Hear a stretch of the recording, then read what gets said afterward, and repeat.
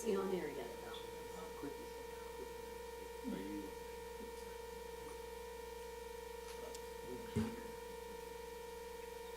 Nicole, are we ready? Okay.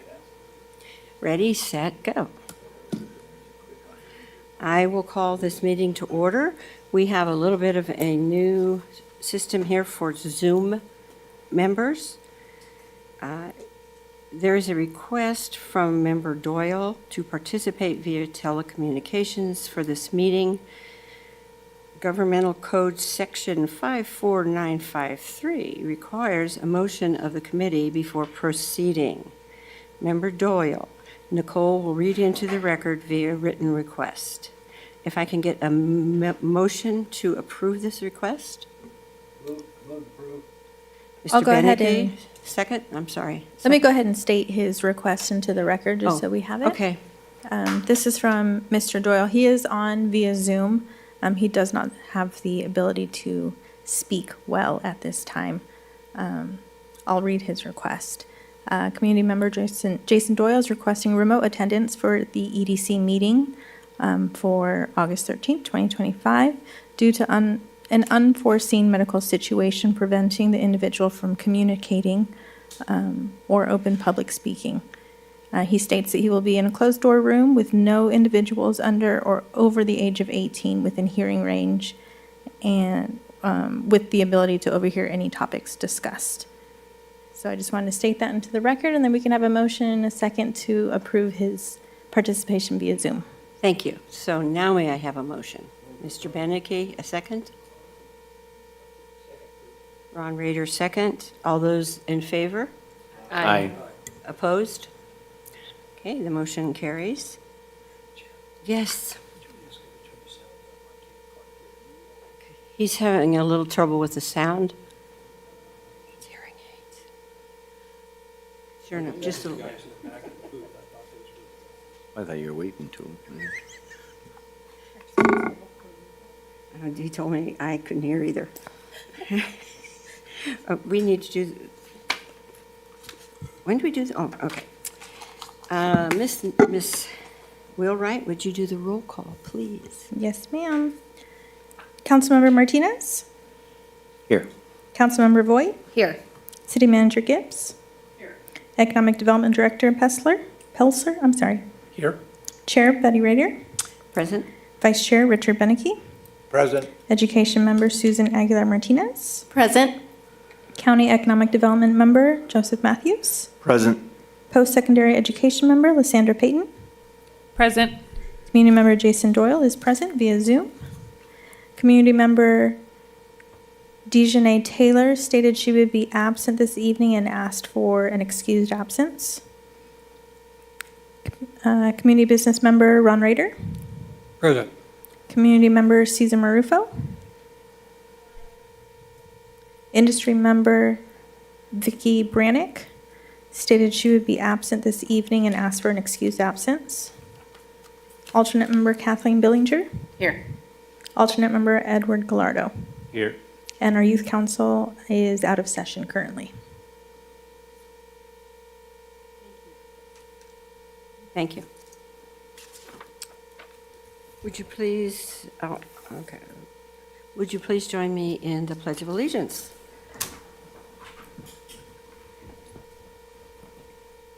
I pledge allegiance to the flag of the United States of America and to the republic for which it stands, one nation, under God, indivisible, with liberty and justice for all.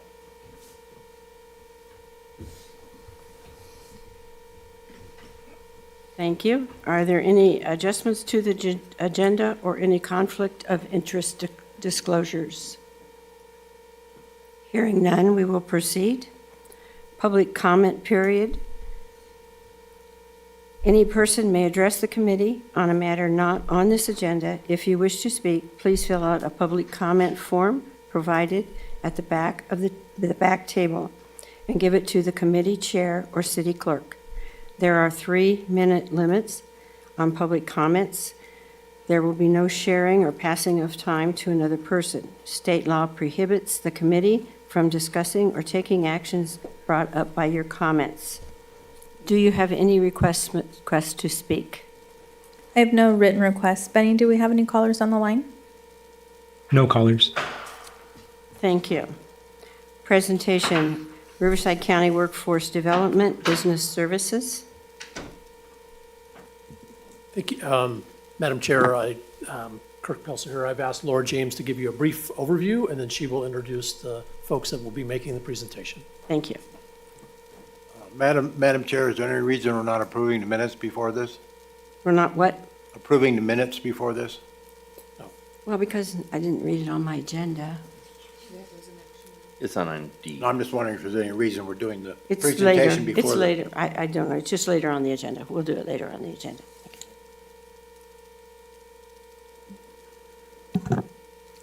Thank you, Kirk. Thank you, committee members. My introduction will be very, very brief. Just to remind you that at June's meeting, we talked a little bit about, I think the conversation began because we were talking about some of the programs that we would be offering at the Pass Area Biz Hub when that opens this fall. And Joe was kind enough to remind us that Riverside County has numerous workforce programs that they offer, and it was sort of a discussion. We decided that it would be great for this committee to hear more about these programs in detail, and as well as for anyone tuning in from home, watching these YouTube videos in the future. And then we'll also have a record of this, of course, that we can share out on our social media. So we really are just trying to help the county, both the supervisor's office and workforce development, get the word out about these fantastic programs. We're even using some of these programs in-house. That's how good they are. So the first one that we have is from Riverside County Workforce Development, and that's Mario Perales.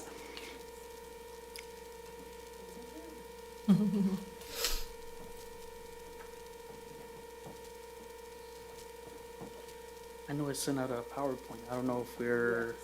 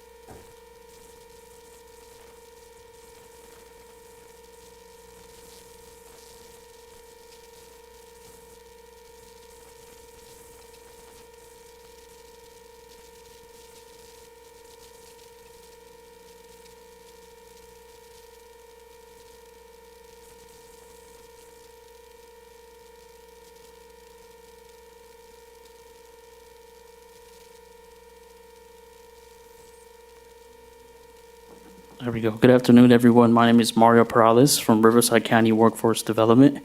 I'm the local business services consultant for the Pass, Banning, Beaumont, Cabazon, Hemet, and San Jacinto area, but I also service some of the business within our greater Riverside area and our Temecula, Murrieta, Wildomar area. So I'm going to take a few minutes here to present on our services for business services, but overall I'll give a quick viewpoint on workforce development as a whole. So firstly, I want to also say thank you for the City of Beaumont for giving us the opportunity to speak here today and present some of our programs and resources to the community and to our business owners. So.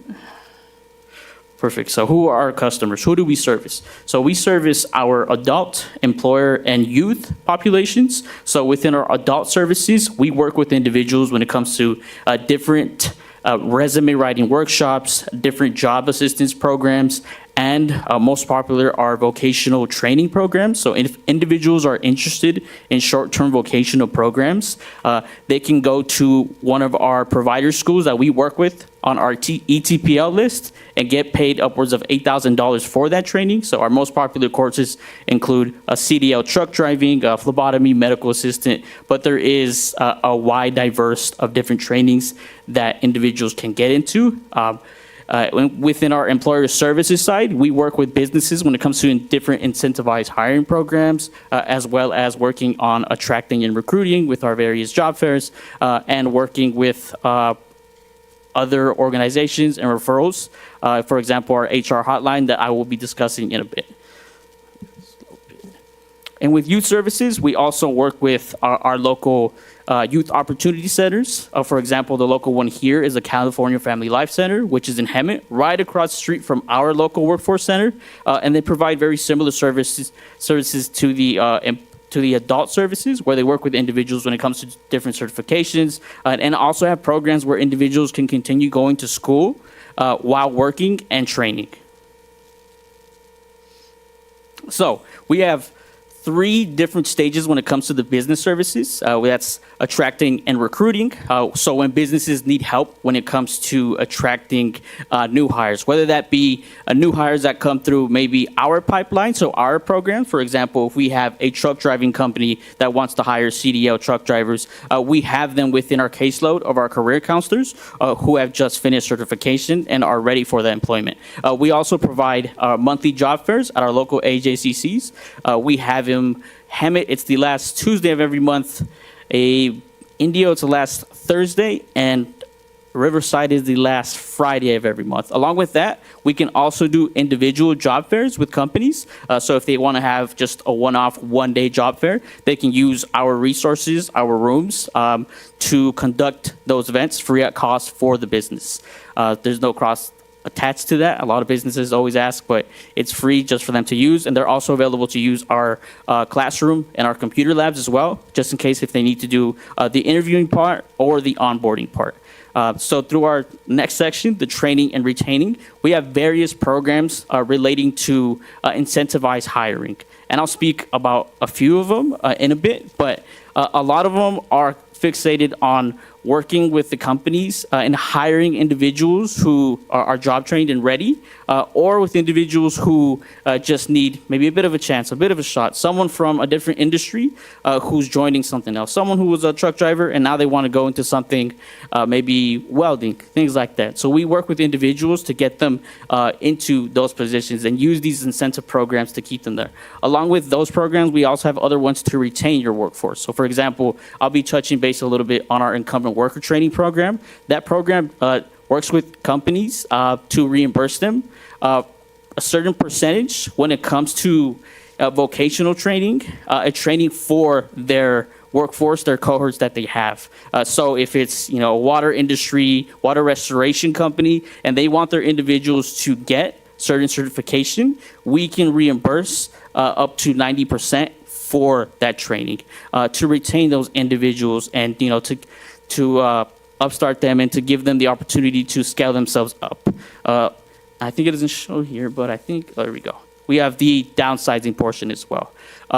So there's a life cycle in all businesses. All businesses are different, and it's one thing we don't like to do, but it's something we do offer in downsizing when it comes to working with businesses.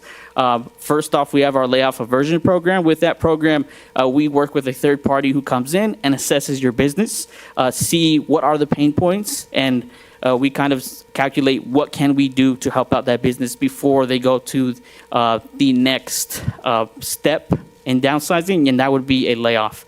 But in layoffs, we also work with our rapid response coordinator, who coordinates with different organizations, including Department of Child Services, EDD Unemployment, and a lot of different organizations to provide workshops for those individuals who are being laid off. And they also a lot of times work to provide job fairs for those individuals, so they're already ready to find employment before they're getting laid off. So just a few things that we specialize on with the employer services team. Recruitment and attraction, as we had touched base on. We also have an online job board where interested businesses can reach out to us, and we can post their jobs on our online job board to get more exposure. We can also post them on our LinkedIn so they can get more exposure as well. We also have applicant screening. So if you are a business interested in us finding information for the customers, screening them, seeing if they're a viable candidate. We can also do that as well, and labor market information. So we've had some companies who reach out to us regarding new companies in the area. How will this affect, how much everyone's getting paid within our industry? And we have those stats through our partners with EDD labor information. And of course, we'll touch base a bit on the on-the-job training program and our customized training. But I also want to talk about the free HR hotline. We have a free HR hotline that's free of cost, that is ready and available for any business. Any question you may have, especially if you're a small business and you may not know where to turn to, this number would be a valuable resource for you and your business to answer any question you may have in regards to it. And have I mentioned it's free, so it is a good service to definitely use. And of course, our referral to other resources and services. We have a great partnership with the supervisor's office as well, and the economic development office for Riverside County too. So whatever you need, we want to get you connected with as many programs and as many services and resources as possible. Okay.